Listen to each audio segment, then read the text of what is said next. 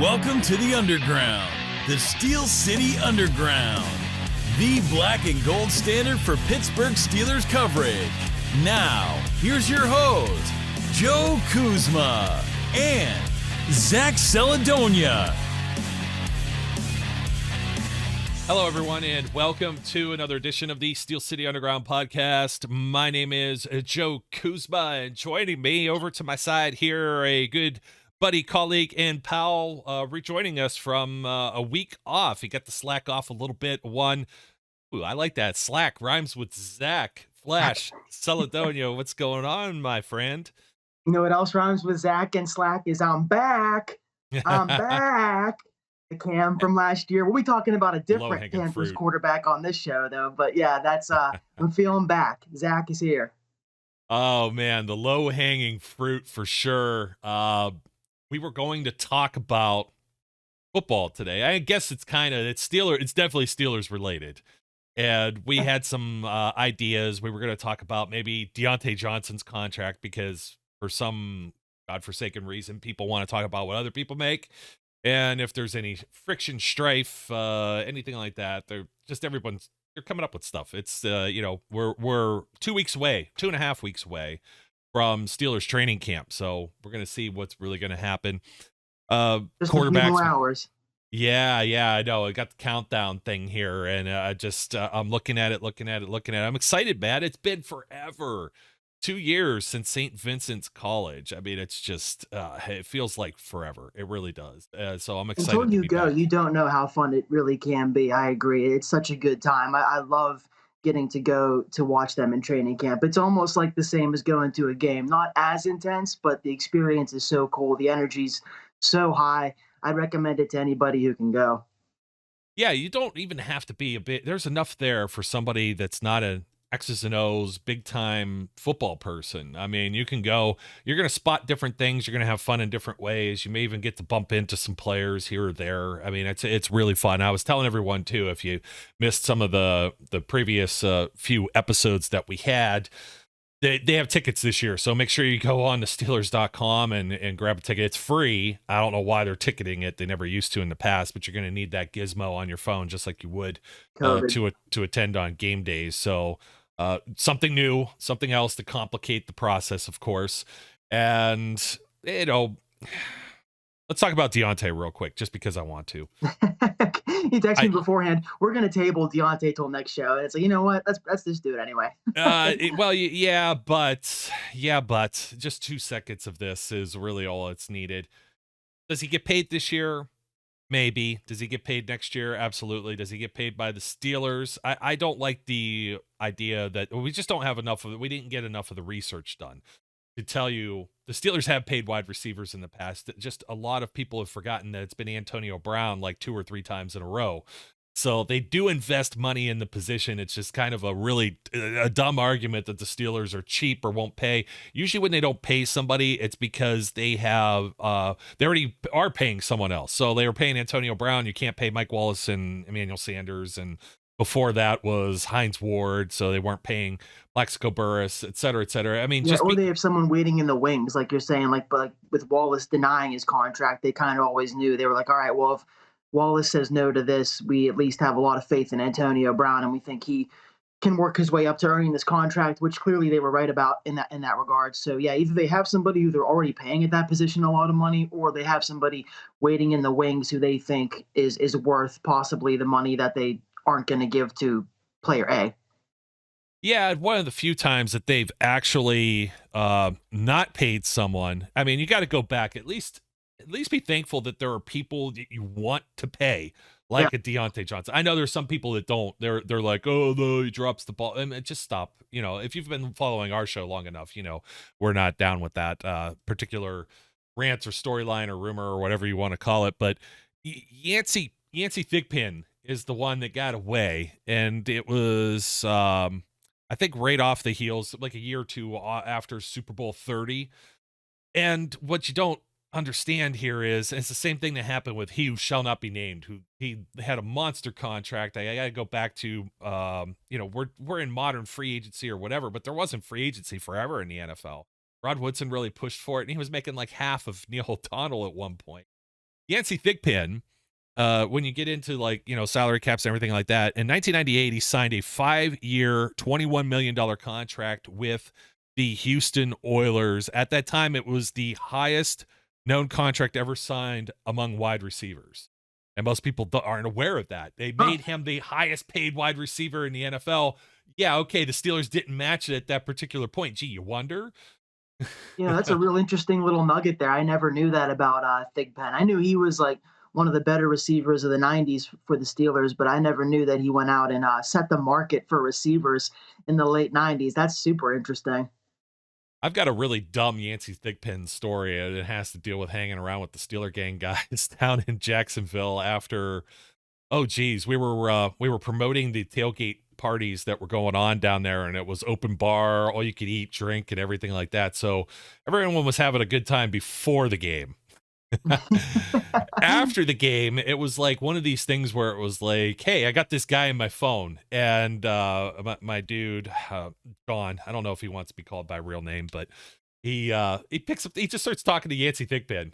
He's got him like on FaceTime, and the cell reception's crap, but it was hilarious. This was several years ago. It was just like one of my random Yancey Thigpen stories.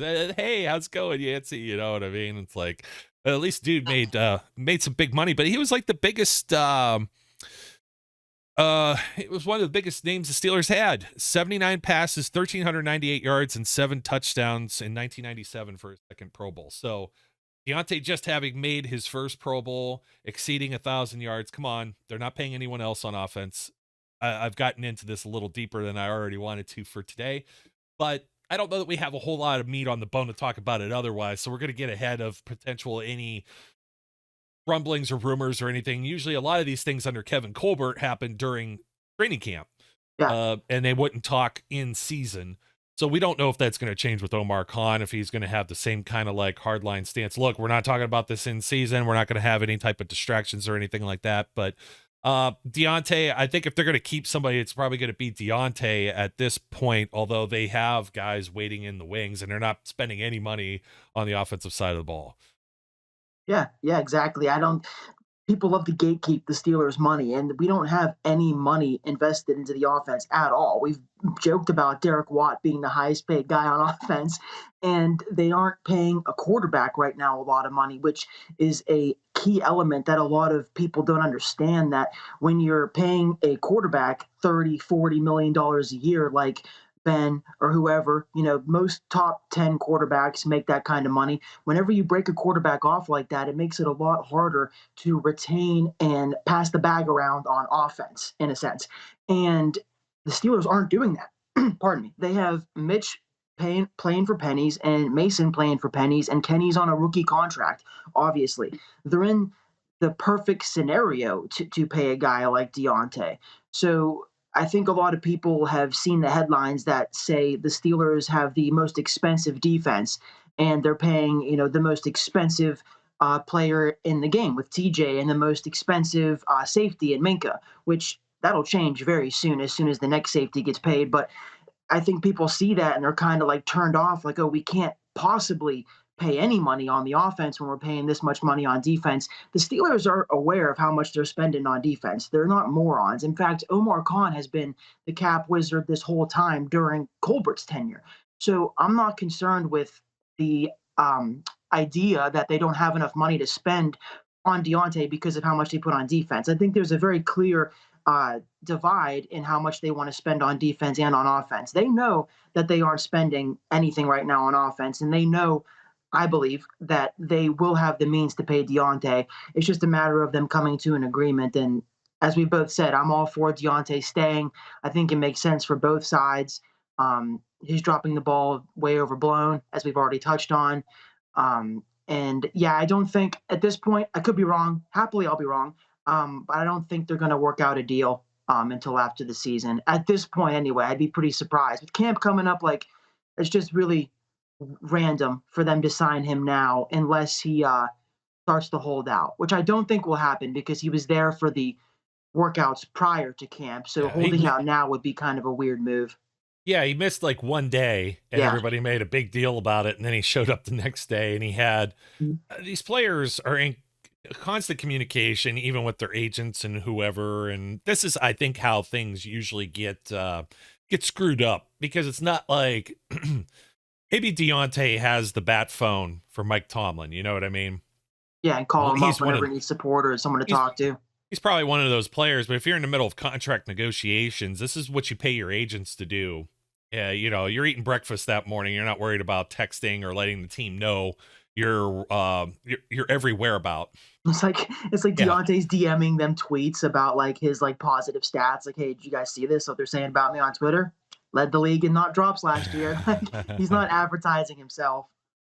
Oh man, I got a good story about that, but I won't share it right now. But I threw something like that in someone's face in a very previous incarnation of my life, a different hat I used to wear. So I'll tell you that offline. Steelers right now, though, over the cap for next year has them with about 37.5 million in cap space. It's more than enough to squeeze them under. It's just that Christian Kirk and Tyreek Hill and AJ Brown and Devontae Adams, they kind of screwed this all up. You know what? And Scary Terry McLaurin just got paid too. I mean, all of these guys getting paid, but Kirk really screwed it up because somebody else was just like Cheetah over there going down to the Dolphins, Tyreek Hill. Man, look at this guy. This guy just made Of all the guys, though, why Christian Kirk? They could have thrown that money at one of the other guys you mentioned and try to coerce them to come down. I just don't get what the Christian Kirk allure is. Yeah, that's the only guy that was going to come to Jacksonville. Yeah. That's the thing. You're not going to end up doing that. It's kind of like everybody's like, well, why did Baker Mayfield go to the Panthers or whatever? The only team that was willing to give the Cleveland Browns any money or anything, I think, of substance, and that's a whole other topic. Yeah, it had to be them or the Seahawks. There was no one left that didn't have a sure thing at quarterback. I say sure thing loosely, but like even the Steelers, like everyone knows that they have their starter in camp right now, and even the Texans, there's word that like they really like Davis Mills, and there's no like competition there. So you try to think of any team that like doesn't have a concrete starter, it's just the Panthers and the Seahawks. So it was always going to be one of them two. Yeah, and even so, they've got their backup guy they've liked for a while. It has some pedigree in the league, Geno Smith. He played halfway decently. I'm not going to say he's like some superstar. Yeah. Sam Darnold, did that ship sail? Would they bring Cam back? There's like a whole bunch of things with that. I'll be talking about that very soon because we're gonna touch on the other AFC North teams here in upcoming episodes and give some takes on it and that. I got to brush up a little bit on like the Browns, for example. It's just like, man, just a bunch of moves. In fact, I think Jacoby Brissett has a larger cap hit than Mitch Trubisky or Mason Rudolph, not combined, but he's like 4.6 or 4.8. He's like in that same stratosphere of this is backup money. So I was just doing the same thing, dude. I was like, the Browns, like, you know what? Come to think of it, they've been so not on my mind lately, except for the Deshaun Watson stuff, that I did a brief like look at their roster, and I was like, oh yeah, they traded for Chase Winovich. I totally forgot about that, and he's wearing 69, by the way, so that's great. Nice. That's good humor on Chase's part. Very nice. They trade for him, and then they brought back Clowney. Just I don't know what they're trying to do. I liked Chase Winovich coming out of college. I was kind of a surprising trade, but we'll get on that.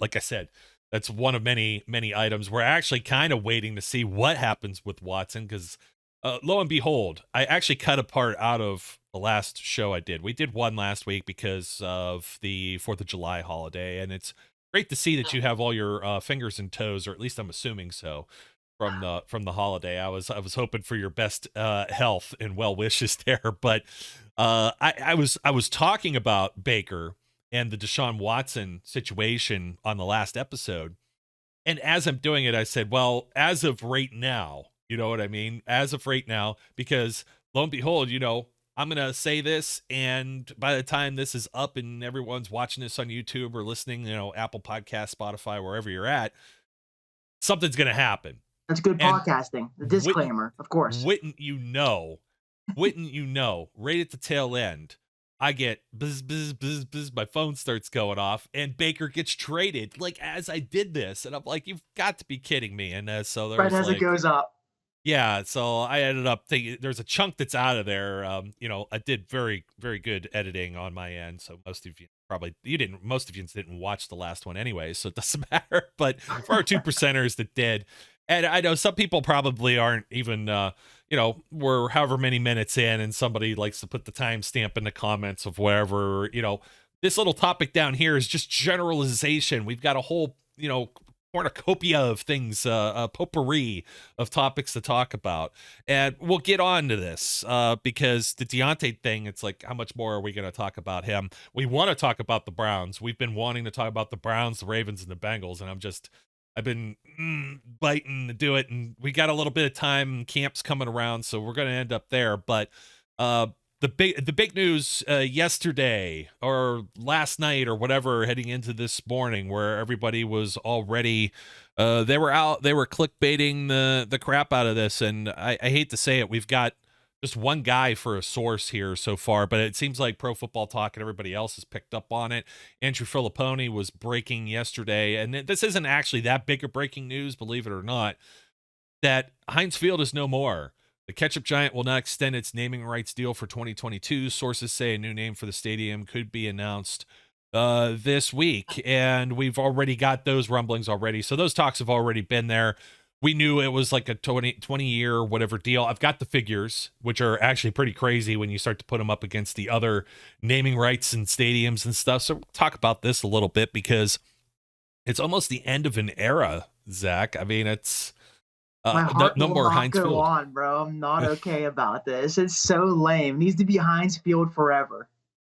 Yeah, I'm not going to disagree, but Heinz Field, the whole logo, everything, ketchup bottles, we're brokenhearted. It's an end of an era, and we've got I think we've got the official word here that came from Pony over, oh geez, what is he? He's on the Fan, right? Yeah. The ketchup bottles are coming down. Heinz Field will be renamed.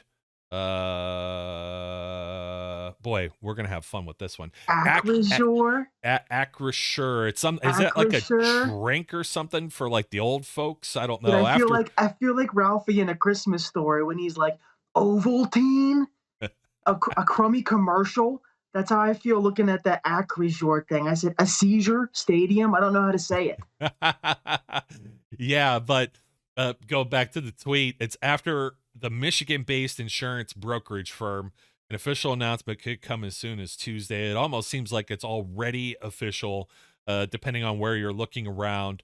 Get a look over here at Acrisure's logo. That's just, those colors are just, don't vibe with the red ketchup, man. And I don't know. We'll talk about maybe some alternatives that may have been black and gold. It's blue and gold, and it's that gross. It's like those old pit colors before they finally changed them back and they got their senses back and went back to the cool colors. And that's like old school pit right there, like 2000 to 2010. It's that vomit. I mean, Vegas gold that the Pens used. The Penguins. Yeah, you're right.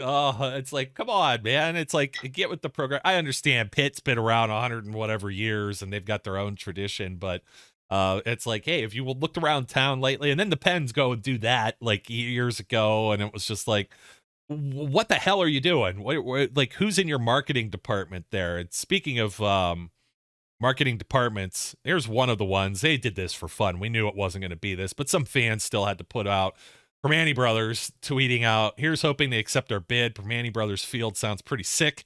We offered unlimited pastrami and the capicola, the gabagool, though. So maybe, fingers crossed. And I'm just like, we know that like the small regional, everybody's going big, they're going national, but the problem I have is like I've never heard of Acrisure in my life until just now. I mean, PPG paints with the Pens, I'm okay with that. I mean, that at least made sense, you know. I got used to that fast too. I mean, like anything else of this degree, I'm sure that I'll bitch and moan about Acrisure Stadium, and it'll be the center focus of my complaints for the next 2 weeks, and then I'll forget about it, and it'll feel natural to say. But I am kind of with this movement right now that I've seen on Twitter that people are like, we're just going to keep calling it Heinz Field. It's Heinz Field or nothing. And I'm like, you know what? I'll do that too until one day I just forget. Yeah, no, it's the Starlight deal down in Burgettstown. Yeah. Like nobody calls it. Well, I don't even remember what the last thing. It was something or other bank at whatever. That's exactly what someone said on Twitter. They used that as an example. They're like, it'll be just like that, and we'll just keep calling it Heinz Field forever. I said, all right, works for me. Yeah, I mean, I'm a website guy by trade, right? and I've done it almost my entire life, going back to high school. And I feel like I go into a time warp when I'm here at Acrisure. I think that's how you say it. I'm guessing here that it's not something different. Here we go. Well, let's let it move a little bit more. Hopefully, don't get tagged Oh, with a that's kind of copyright cool. thing. Nice graphics. Yeah, Got the design department working hard. Dude, it's totally like 2010 called and wants their Adobe flashback. They're like Like, showing me a PowerPoint. I'm like, oh snap! Look at that. Flash is dead, but I don't know. They said insurance, but they've got all these other things here. They got insurance, they got reinsurance, like real estate services, cyber services, asset and wealth management. It's okay. I've never seen you advertise before in my life, but apparently putting your name on the stadium now is gonna it's already done its job to some degree, right? Yeah, they got us So looking and researching. Like, oh, what is this company? Yeah, we're taking yeah. the cheese. Well, let me tell you what this reminds me of. Prestige Worldwide. Wide. No, wait a minute. They're the first word in entertainment. Management, financial portfolios, insurance, computers, black leather gloves, research and development. Prestige Worldwide Investors, Stadium. What's that? investors, possibly you. Possibly you. Last week we put liquid paper on a bee and it died. Oh man, but I'm just poking some fun at this company, and now we're gonna have to. I don't know. There's been some suggestions out there. Let's go with the one thing going backwards. You got Highmark Stadium that's in Buffalo. Now there's already a Highmark that's the soccer stadium. They use it for football too, but it's for the Pittsburgh Riverhounds Yeah. right there on the other side, Station Square and whatnot. But so I didn't think, they're not going to be able to do two, although somehow it was like Mercedes-Benz overlapped and then it became the Caesars Superdome now in New Orleans, but it was the Mercedes-Benz Dome, and then they went and sponsored Atlanta. So you had a little bit of that, but I didn't think Highmark was going to be there. UPMC. Highmark would make sense if they weren't already in Buffalo, right? UPMC, is UPMC a big enough brand nationally? I'm not sure the Acrisure is, but apparently they got the money for it. That's what I thought it was going to be, was UPMC. When I heard that it wasn't going to be Heinz anymore, I thought UPMC was going to make a run for it. Yeah, and it's like you're not going to have PPG sponsoring two different things. PNC's already next door. What other big brands? The big thing is the reason Heinz went away. And Heinz went away because it's owned and it's been, merged, bought, whatever, consolidated into Kraft Foods. Yeah. This deal that they signed was like 20 years ago when the stadium first started. And we'll get into a little bit of that as well. But just like some of the other names or potential names, I'm not sure that there was. What else are you going to put on the side of the building? U.S. Steel. Somebody said U.S. Steel. I'm like, is the steel industry that healthy to be blowing like 20 million a year on a naming right or whatever the final figure ends up coming out as? I don't know if you saw anything else out there as far as the names, but that was I was kind of like, where else is it going to go? It's going to be something completely random we never thought of, unless they did have those signs up for like Peoples and Pepsi that were in the end zone. I thought maybe they might lift up and, put a little more money in the till, maybe. But I'm like, I don't see Giant Eagle doing this. No. I don't think that's going to happen.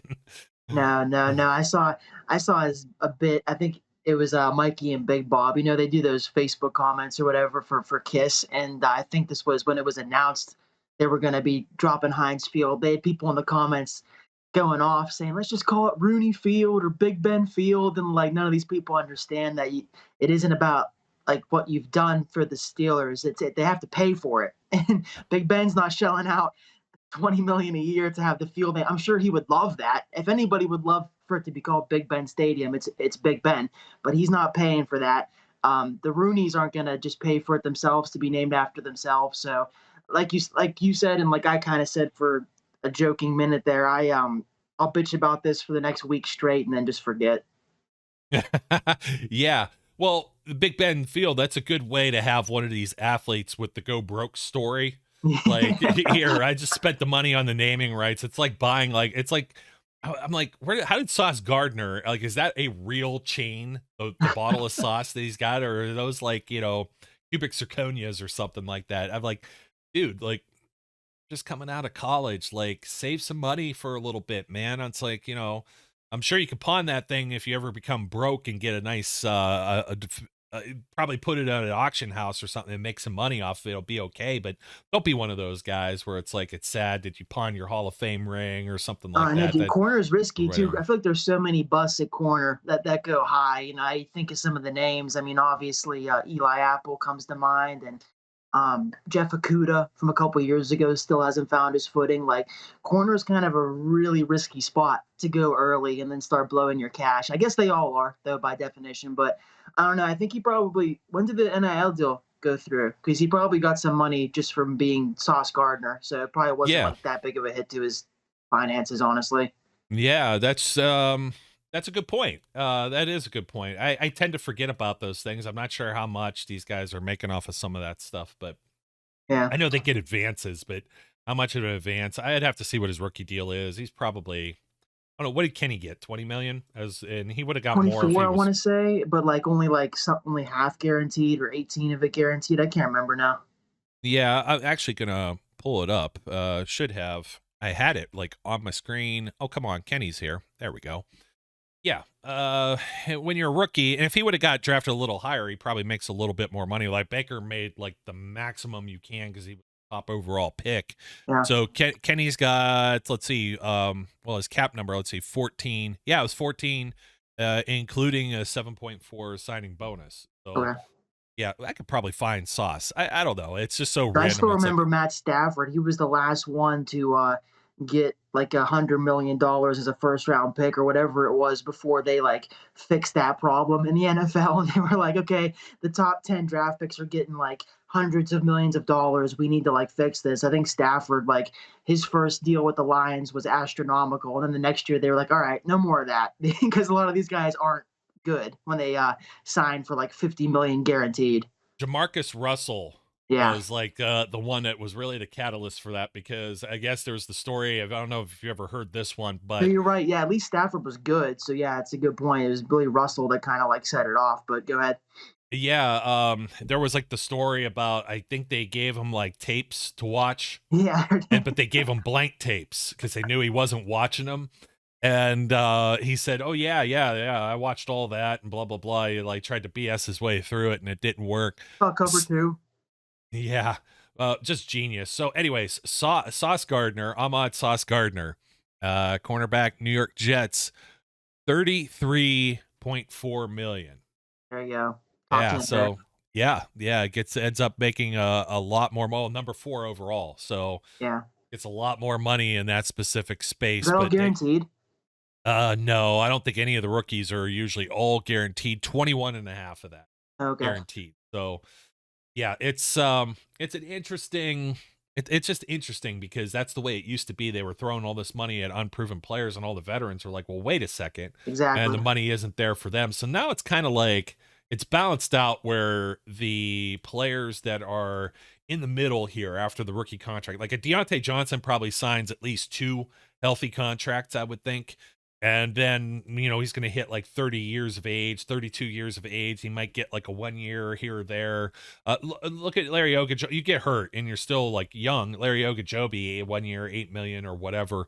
So it's interesting how that rookie pay scale ends up sliding.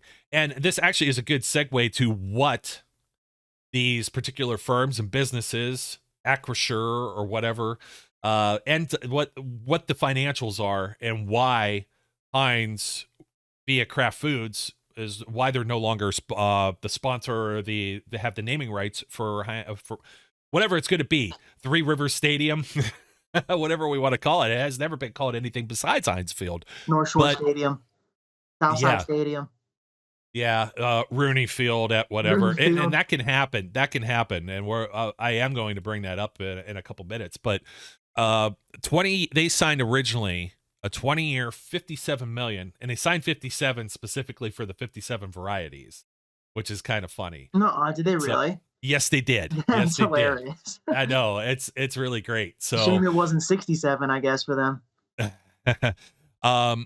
So they were paying roughly almost $3 million. It's 2.85 per year. And that's what they were going to say is well below market value. And you're like, gee, you think that's below market value? So SoFi out in playing for LA. Now they got two teams that play in the stadium, but they got the stadium rights over there. $400 million over 20 years versus the 57. This is just where it goes through the roof. It's even funny, like you're mentioning, looking back on, and we can do this, some of the quarterback contracts and seeing what some of these players got paid or what the free agency was, just like the Yancey Thigpen thing. Like, that's still pretty big. That was 4 years, $29 million. Like, these guys are making $29 million a year with the way these contracts are headed. But MetLife, a stadium after themselves if they wanted to. They could. Tyreek Hill, Cheetah Stadium or something like that. Let's see. MetLife for the Jets and the Giants. It just says similar annual price. This is an article. For that one. Yeah. Yeah, Axios. There's another one. Like, I still don't even know what SoFi is. It makes me think of the Sci-Fi Channel. SoFi is like those predatory lenders. So that's Paycheck advance, like, well, I kid a little bit. They send you these mailers. I get them. You get them from all of these different lending houses, and like, consolidate all your debt, 5-year. You can get up to $70,000 or whatever, and yeah, so that's what they do. I mean, we know what MetLife is. They used to have peanuts instead. Now they have the Giants and Daniel Jones. So it's like fair trade-off.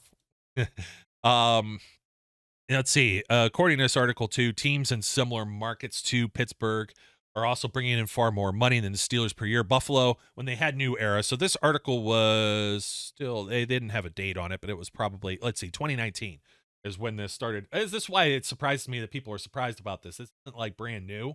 Yeah. This has been in talks. People knew this was expiring soon. So even a few years ago, everyone knew this, pre-pandemic. Well, people are dumb. Yeah, it makes you wonder how long that this whole COVID thing's been going on. So, but New Era was temporarily there, Orchard Park with Buffalo, and they paid $5 million. First Energy was paying $6 million to Cleveland, and Nissan was paying $6.5 million down in Nashville, Tennessee, for the Titans, and Mercedes-Benz pays $12 million per year to the Atlanta Falcons. For a stadium that was brand new and didn't need to be built to begin with. So they're the ones that are famous for doing the good deals, though.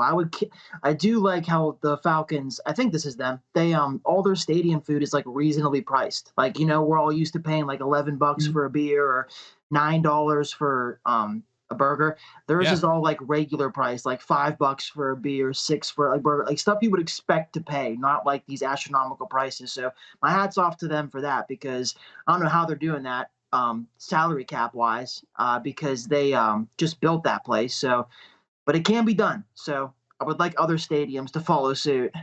I think they had a lot of taxpayer funds in that. It's just weird because I've been to Atlanta several times, and I've been in the Georgia Dome.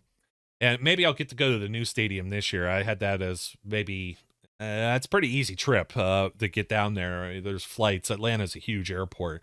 So cheap flights, large stadium, maybe a team that's not doing so well might be able to get a ticket and go there pretty easy. But the Georgia Dome, not too far off. They have giant convention center, all the Olympic stuff, all the Olympics that were in 1996. They had all that stuff there. So it was kind of, I don't know. It just felt really strange. It was like, man, this isn't a bad facility at all. But I had heard that about the concession prices. Some places not too bad. Let me give you a little example. My local minor league ballpark, I went there for the 4th of July, believe it or not, to catch some fireworks. I just got lazy. I was grilling and cooking all week, and I'm like, I'm not doing this. Let's go to the ballpark. Yeah. At beer, what did I pay for a beer? I don't know. I tipped the lady. I might have paid $10 for a beer. But it was like a 20 ouncer or 22 ouncer. It was a nice draft beer. Too, yeah, so. And the tip. And it was an $8 foot-long brat. And I'm like, you can't beat it. Every time I go there, almost like I'm a creature of habit. I get the same thing. Or like a jumbo hot dog, $4 or whatever. I'm one that likes to tailgate before Steelers games because I like to drink what I like to drink. I'm not going to get the swill that is infested, AB InBev. There was a nice craft spot, and they even had that torn out within like a year. And then there's all the brands they own. And I'm not like against like a Bud Light necessarily. If I'm in the stadium though, I'm getting a Yingling, but there's no variety. Like Goose Island's owned by them now. It's like, nah, I'd rather sit in a parking lot and get ahead of the traffic and have 2 or 3 brewskis or adult beverages. And Me I've too. done the, I think I had a story here. There was a gentleman from Moon. If you're listening, get in touch with me, man. You had the best apple pie moonshine I've ever had in my life. I've heard about this like 7 times. Joe cannot dude, forget it's the apple just pie moonshine. it's unfreaking believable. It is the best stuff ever. I mean, because I've done apple cider with Tennessee Jack with the Crown apple flavors, a little bit lower proof, but That's you know, cool. not to get too much into the alcoholic beverage thing, but yeah, I'd much rather go and do that. I don't want to spend $10 on a Bud Light. Like I'm not. No, dude, I might have no like way. one. No. Like you said, if Like, I'm buying a beer in the stadium, it almost has to be Yingling so I can like talk myself into paying the money.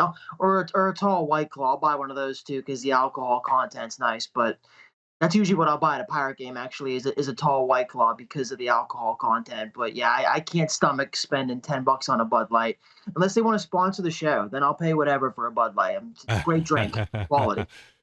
Somewhere above my wall over here too. And by the way, there's the terrible towel. It's going to go out of style with the Heinz Field here. I got to make sure I'm still at the mic here. I didn't want to Gonna be whack the mic. retro. Somewhere up here, I got a Labatt Blue can. They had the they were doing a promo thing where they did Zubaz. It was a veiled pro football sponsor because they don't have it like Coors and Bud have them. So they did things in team colors, which was really cool. So there's a black and gold Zubaz, like the Zubaz pants striped can Yeah, somewhere no, up that here. is cool for sure. Yeah, I need a pair of them pants. Yeah, in fact, you know what? Let me see if I could do this without. Oh, I can't quite reach it. I was gonna pull it down and get a photo of it. Why don't you speak to the masses, Zach? I'm gonna grab this thing. Okay, hey, follow us on Twitter, like us on YouTube, subscribe, leave comments. Let us know your favorite Star Wars movies. Rank them 1 through 6. Oh, geez. The Marvel people are all over, like they're losing their crap over the Thor movie now. It's like they're never happy either. And I watched it and I thought it was pretty darn solid. But Really, yeah, I've seen that. I'm not a big Marvel guy, but I've seen people complaining about the Thor movie. Oh, snap, that is Yeah. cool. So if you're watching on YouTube, there you go. Labatt Blue, Zubaz can.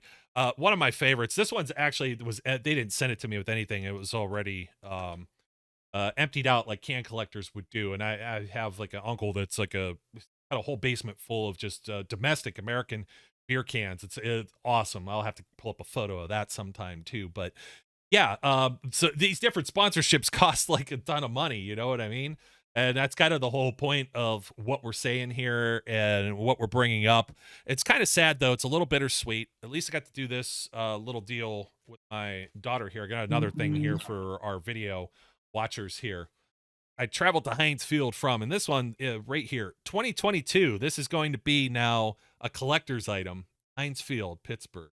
I had a couple of those too. I wasn't able to like keep them fresh over the years. I wish I would have though. Now that this happened, I used to have a couple of those signs, and they're long gone now. But that's a great thing to keep and hold on to. You know, I might be able to send one your way. I got a couple of them. Now you're looking around like, hey, what could I grab off the shelf? Folks, did I mention we're 2.5 weeks from training camp? Like, kind of all over the place, but maybe Acrisure and like you said, Star Lake. Like, do we have like at some point, isn't it Star Lake again, or it's something or other at Star Lake? Like they just renamed it again. I've got to find out. Only place I'm going to be seeing it or referring to it on Acrisure is in Ubers when I get in the back of the car. Actually, no, I'm going to tell them at Heinz Field. They'll know exactly what I'm talking about. But when you're trying to Google search or map search, you're going to have to succumb to the name. But other than that, it's Heinz Field till I die. I hear you loud and clear on that. It kind of reminds me of yelling Heath, and you know, you're just not going to let it go. Thing. People are like, how are the Yinzers going to say Acrisure when you're saying things like Major and Warsh? It's just that's hilarious. That's hilarious. Oh, come on. This is just absolutely this website is just absolutely ridiculous when you're looking at oh, I don't know. Let's see what's here. I don't even know who's touring these days because I've been so disconnected from the music scene has been just a mess. Just a mess for the longest time. Star Lake. I'm going to type in Star Lake. Do they actually call it Star Lake still? Somebody's got to know out there, and I hate just like kind of stumbling around like in the middle of the show looking at this, but Star Lake, what do we call you now? There's no Wikipedia. The Pavilion. It's the Pavilion at Star Lake. Hey, it was, now I remember what it was. Wasn't it like Nautica Pavilion? No, Nautica was up in Cleveland. It was First Niagara. First Niagara. That's what it was. Yeah. Yes.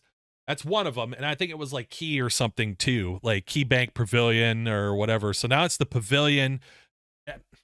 Don't make me say Pavilion too many times. I'm going to like stumble over my tongue and like sound like a complete jag over here. No, like, dude, I still refer to it as First Niagara whenever someone's talking about it. A lot of supposed memories made at First Niagara going to concerts. I don't remember a whole lot of them. That's why I said supposed memories. But great times at First Niagara. I'll tell you what.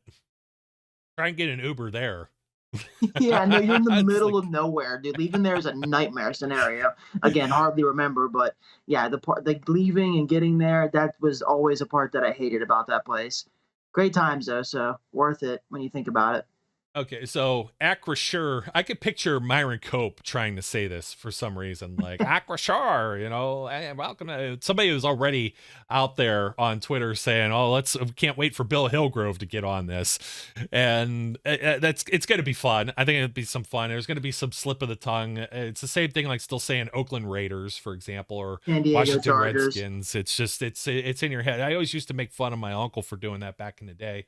And then they became the Oakland Raiders again. So, like, it's kind of funny. And now they're not the Oakland Raiders once more, or the Baltimore Colts or something like that. We'll check back in 20 years. It'll be Heinz Field again. But the building was never named anything different, Steeler Stadium. And so some people, you can't, like, it's not like you threw naming rights on top of Three Rivers, for example.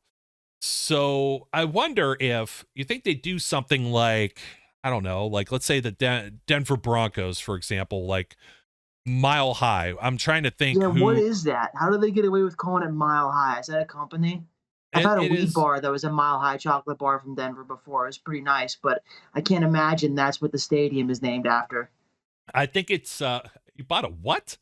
You can get a chocolate bar from Denver. It's called a Mile High chocolate bar, and it's got weed in it. And I was like, oh my goodness, this must be what the stadium's named after, but evidently not. Well, I mean, it's the Mile High City. I'm not sure that you could. I don't know if you could trademark that, for example. Like, well, how are they making money off is what I mean. Like, how did they name that Mile High Stadium? And well, now it's been named something else. Once again, it's Empower Field at Mile High. And okay. Yeah, and if I could find like guy. Yeah. So it's kind of like in between sponsors. It's been named. Let's see, Invesco Field, Sports Authority Field, Broncos Stadium. This one was opened. This particular incarnation of it was opened the same year as Heinz Field. So there used to be Mile High Stadium before that as well. Is there anyone in the NFL that doesn't have a sponsor name? Because this is where I was going with this. Is like, will this be like, it was just Heinz Field. Now, are you going to call it like Acrisure Amphitheater, Acrisure Arena? Like, what rolls off the tongue here? Acrisure, like the stadium? That just sounds so. I like blah. Arena. The double A is called the double A battery. I know, but it's not really an arena. Like, is it like a Roman Coliseum or something like that? Or we're gonna have like the chariots fighting or whatever. I don't know, man. It's Acrisure Coliseum. That's kind of hard, actually. Like just all over the place here. I was trying to pull up. Let's see. I'm trying to really think. We got SoFi.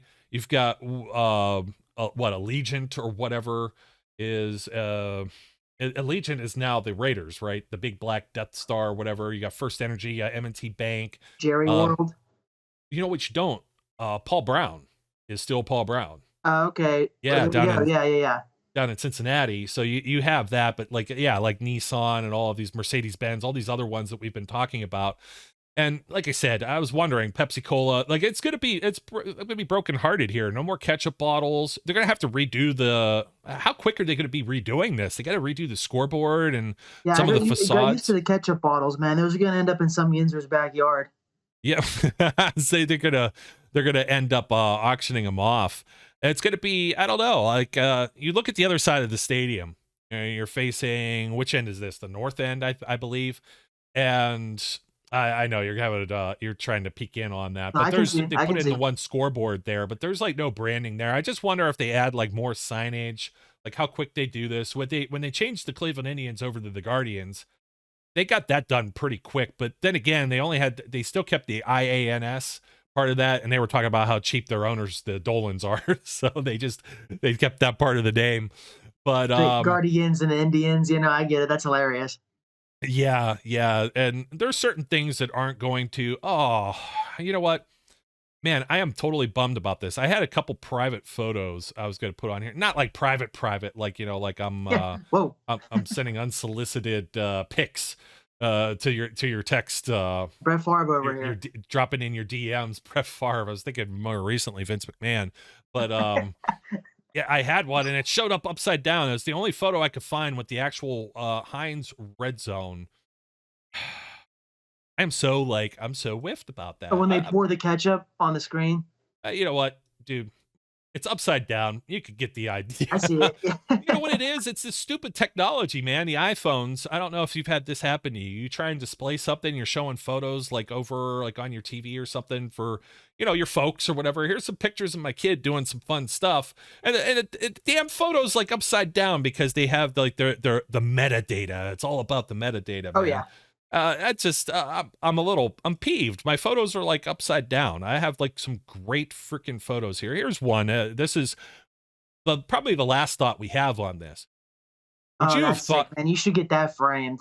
I might. It's the Thank You Ben game, and they had Thank You Ben up on the scoreboard after the game, and he's doing his victory lap around, and it's very dimly lit. The ketchup bottles are still there. But would you have thought that this is not only the final game for Ben Roethlisberger, but also the final time that you would set foot in what's called Heinz Field with the ketchup bottles up there? That's pretty intense to look back on now, man. It might shed an extra tear. It's kind of nice that it goes down with Ben. It still sucks because I want to keep calling it Heinz Field, but kind of poetic that Ben and Heinz are going out together. I totally agree with you, man. It's there's some folks out there that'll probably run their yapper about maybe Mike Tomlin should be out of there as well or whatever. I mean, but it's that's all the time. Yeah, all the time. We can't escape that ever. But last game for Ben, last game for Kevin Colbert, home game. Last game is Heinz Field. Keith Butler. Are he people wasn't there already, right? He was already gone. No, he wasn't gone yet. No, he didn't. He left after. Yeah. Okay. This will be Terrell Austin. I know there's like a lot of change this season. I keep forgetting about when he left and when Keith Butler. He like escapes me. I'm like, was he here last year? Yeah, he was. Was he here? Would people have heard that he wasn't? So I'll tell you what. Let's see. I might have this. I'll get this fixed because I told you my OCD, man. It's gonna get me. Bang. There we go. It is. The Heinz red zone and the ketchup bottles on tilt. And we're just going to be missing probably my kid, especially love the fact of going there. And can we see the ketchup bottles? Can you see the ketchup bottles? And it's just it's kind of it's bittersweet, man. I mean, what else can you say about it? Acrisure red zone, like my hunch is now that they're going to sell the naming rights for the red zone as well. It's going to be like another thing where they can get $1 off of. But hey, if you could make that, hey, we'll find out what the money is.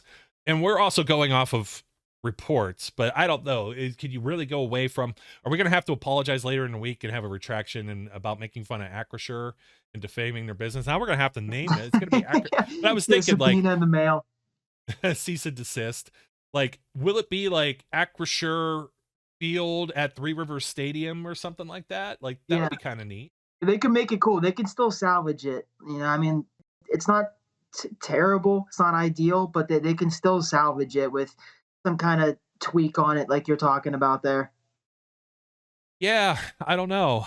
Maybe shorten it like ACF, ACG, like maybe like make it a letter thing like that. Like that could work. At the A.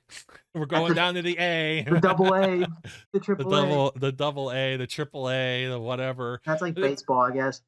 Yeah, there's already a Rooney Field though, like in Pittsburgh too. That's where Duquesne plays. Okay. Their Yeah, I game. think I've So heard that. yeah, there's like nowhere to sit if you ever go there, but it's like it's just built in the middle of wherever they could find like a plot of land. As is most of the stuff dealing with mountains or whatever else. I had a funny story there too with a buddy. We're driving through West Virginia where we're going down to Myrtle Beach years ago on spring break, and we're driving through West Virginia, and it's like, man, we're talking about like my girlfriend, now wife.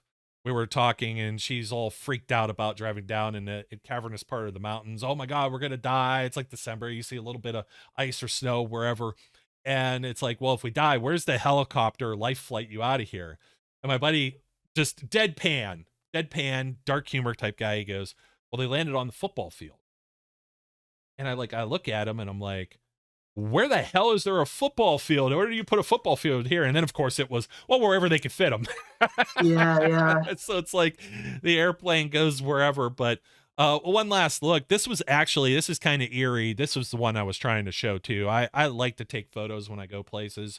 I wish I explained this to like the younger generation when you don't have a smart or camera phone on you anymore, or back in the day, like Heinz Field, the ketchup bottles, there's the giant eagle up there during the player warm-ups. Like that's all going to be gone now. It's just, it was kind of cool to go underneath it, and you just have no idea. Even this picture doesn't do it justice. This was actually during the whole COVID thing. It was like one of the 3 home games that they actually had. And Okay. so there weren't very many people there. That's why you don't see anybody in the stands. It's a little bit of a close-up type shot, but these things are massive. You're laughing. You're like, oh yeah, some yinzer's going to buy it. It's going to be the thing wouldn't. I bet you it's bigger than my car, or it's bigger than like Oh yeah, they're a huge. garbage truck or whatever. Like, just where does that go? You know where it's going to end up? All kidding aside, Randyland. That would be the perfect spot for it because there's just so much junk there already. What's Randyland? Randyland, come on, man! You're over off the war streets and stuff. That place, it's just like that multicolored building that has like all kinds of the Okay, museum. Yeah. Yeah, and it's the 2 guys that were together. I think the one passed away actually, Or like the Heinz something Museum, tragic. maybe Like, it'll go there. yeah, he had an illness or cancer or something, if I'm recalling my story correctly. I think one of the 2 guys, like, but I think they started just like with, I don't know, doing something goofy. Like my mom's got like all of these things in her flower beds. She loves like flamingos and all these goofy like contraptions. Anything you can get her with a flower pot or related gnomes, that Yeah. type of thing. And they just started with like random decorations, just like transformed into this huge thing. And it's like, hopefully I don't have my story wrong, but it's like something to actually see. And if you're not familiar and you're driving around, like it's not far from the North Shore there. If you ever come out for a game and even just drive by it, you're gonna go, what the heck is that? And it's just such an odd place. It's definitely one of those places that I'll see. I'm like, oh yeah, I've seen that a million times. I just couldn't pick up on what he was talking about. So yeah, I'm sure I know what it is. I just can't put my finger on it right now. You know what? We'll do one more because we do this for the people, of course. So here you go. I'm gonna Selflessness only on this show. The Steel City selflessness. got it up just barely, but it's on the screen. There you go, buddy. It's quite the interesting place. Is that by the big painting of Clemente? I think it's somewhere in the whereabouts there. I just know if you end up coming off like Okay. where the Children's Museum and all that is, it's somewhere in that general vicinity. Okay, then yeah, I've been around there. Yeah, if you ever walk out of the stadium out of like gate B and just keep walking like straight towards, I know there's like a 7-Eleven else like over there. You're not too far off the beaten path. Oh, I know exactly what you're talking about. Yeah, that like cluster. I won't say that for it anymore, but that cluster that you have whenever you park and you try to get, that's a common area to go park and you start walking to the field. Yeah, they send you like right over there. I don't ever like parking over there. What is that, Forbes Park or whatever that's over there too? So yeah. Anyways, I think we've had enough randomness for today. Let's hope. It would be really cool to see Acrisure Field at Three Rivers Stadium or something like that, but it's not Three Rivers Stadium. That's the only thing that bothers me about it. Like it's mile high.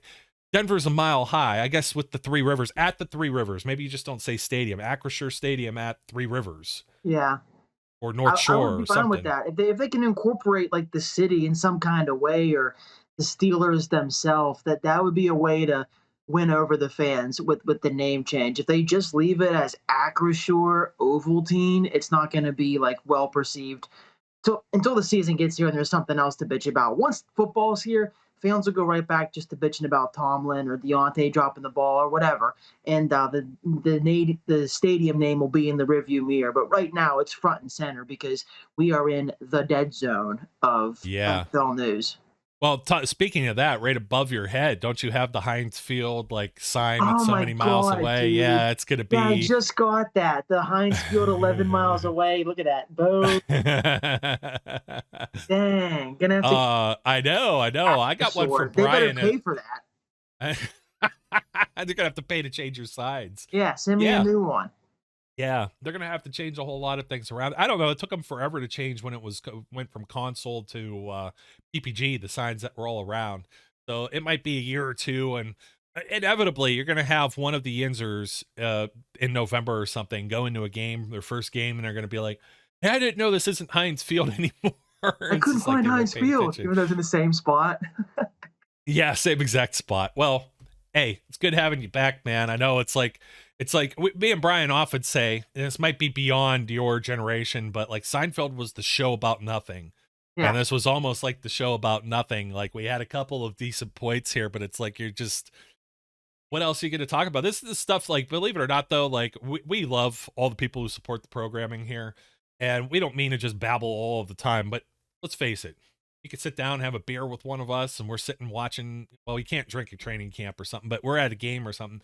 These are things we're chit-chatting at, like at dead spots during the game or something like that, or tailgating. It's just like one of those like common conversations. And yeah, just shooting it, man. I was telling my buddy, my buddy always asks me when we're hanging out, is like, anything new in Steeler world? And I'm like, no, man, not right now. And this time of year is when you don't want to hear about your team this time of year, because this is when dudes will get pulled over for driving drunk or worse, or they'll get in trouble at a party, or they'll like, that's a cliche I've heard for years now that's still holds true. This is the time of year you don't want anything new to happen with your football team, unless it's a contract development in a positive light like Minka's. But that is such a that's a microcosm of what typically happens during this time of year with NFL teams. So the fact that we have nothing to talk about besides the stadium change and making fun of the Browns, that's a good thing. Good show. Hey, they threw us a nugget here, man. We needed something. Yeah,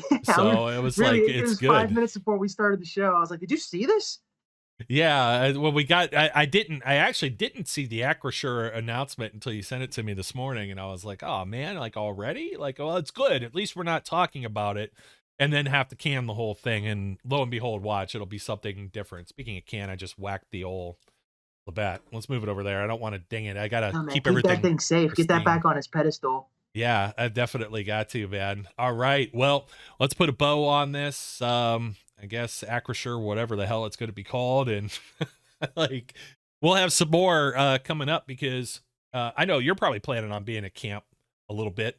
Yeah, I try to go on a Sunday, because I work a majority of the other days that they're there, so I usually try to coordinate with a buddy or something to go up on a Sunday. So I'm 99% sure I'll be there for at least one or two of the days. I'll try and bump into you at some point there. Somebody, hey, if you see me out there, go right ahead. But I'll be in hiding. I'm not quite like some of the guys that have like their charts and their notepads, or the telephoto lenses trying to tell you, so and so went 3 of 5 passing and whatever drill. Like, I tweet a lot, but I'm that's just chilling there. I have a notepad I'll have somewhere in my trusty pen. I wasn't clicking my pen yet, but I got to bring out trusty pen, and also screw with the autofocus on my camera, as I've learned. So anyways, folks, continue joining us. We're going to talk, I think, some AFC North football coming up, and also how the Steelers are underdogs, and maybe on my quest too to find a Lindy's 2022 pro football preview. I'm just too cheap right now to,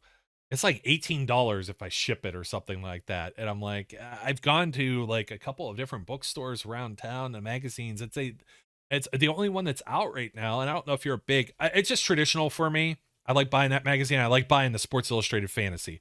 Love those two magazines yearly. Just the regular Lindy's, the Lindy's Fantasy, Lindy's Fantasy's out there, Athlon's out there, but I haven't seen like Sporting News. I haven't seen Sports Illustrated. I haven't seen the regular Lindy's, and I'm missing like maybe one or two others that are out there. I love my preseason books, even though they get outdated and moves are being made and everything like that. And maybe it's already out of date.